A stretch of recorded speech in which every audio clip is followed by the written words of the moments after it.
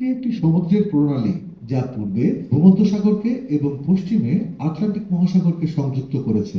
মুসলিমদের স্পেন বিজয়ের সাথে এই প্রণালী ও পাহাড়ের নাম গভীরভাবে মিশে আছে।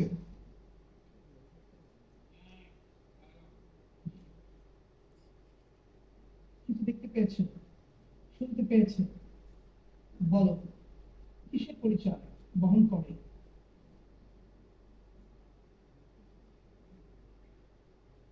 আমি পরবর্তী তথ্য যে পূর্ণ অংশ লিখতে আছি।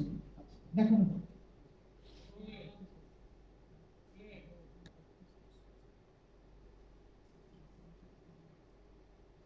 711 সালে উমাইয়া খলিফা মুসা বিন নুসাইরের একজন সাহসী সেনাপতি এই প্রণালী পার হয়ে পাহাড়ে ঘাঁটি গড়েন।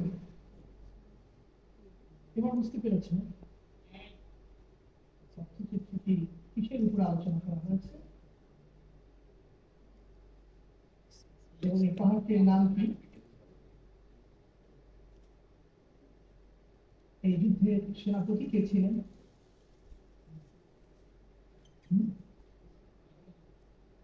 প্রশ্নটা হচ্ছে পাহাড়ের নাম কি? পাহাড়ের নাম কি? আমি এর সঠিক উত্তর দিতে পারছি না।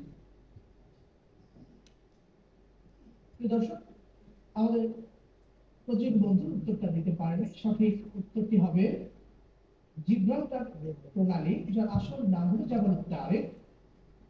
সুপ্রিয় দর্শক, আমরা যেহেতু সে সঠিক উত্তর দিতে পারেনি, এই কারণে